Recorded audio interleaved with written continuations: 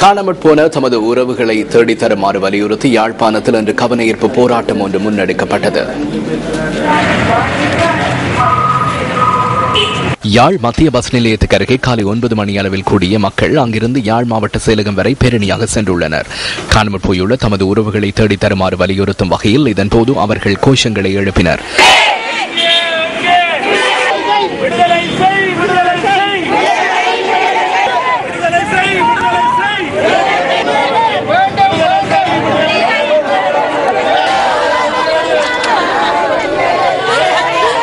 கடந்த அரசாங்கத்திடம் பலமுறை கோரிக்கை விடுத்த போதிலும் காணாமற் போன தமது உறவுகள் தொடர்பில் எவ்வித தகவல்களும் கிடைக்கவில்லை என கவனஈர்ப்பு போராட்டத்தில் கலந்து கொண்ட மக்கள் குறிப்பிட்டனர்.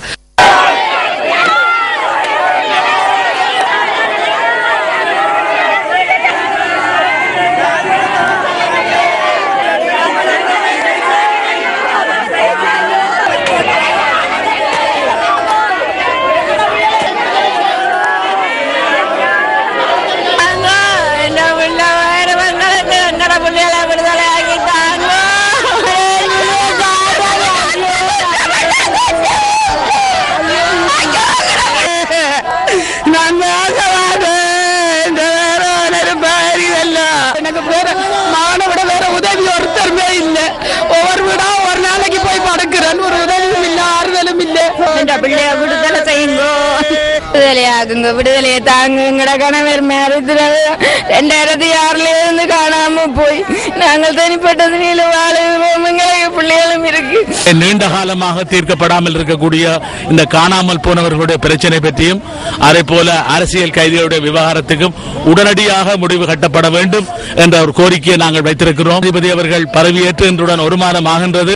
ஜெனரல் சரத் பொன்சேகாவுக்கு பொது மன்னிப்பு வழங்க முடியுமாக இருந்தால் ஏன் அரசியல் கைதிகளிலே ஒரு தரப்பினருக்கு அந்த மன்னிப்பை வழங்கியிருக்க கூடாது?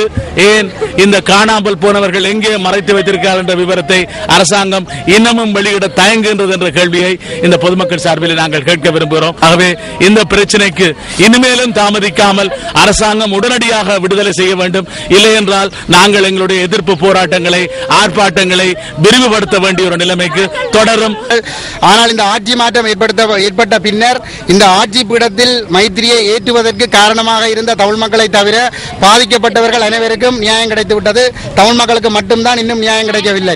அதே நேரத்திலே இந்தியாவும் மேற்கு நாடுகளும் இலங்கையில் இருந்த தங்களுடைய அந்த சீனாவினுடைய ஆதிக்கம் என்ற நெருக்கடியில் இருந்து அவர்களும் விடுபட்டுக் கொண்டிருக்கின்றார்கள். ஆனால் மைத்திரிபா இவ்வளவு நடைபெற்றது மைத்திரிபால என்கின்ற மனிதர் ஆட்சியேறிய படியால் மட்டும்தான் நடந்து கொண்டிருக்கின்றது.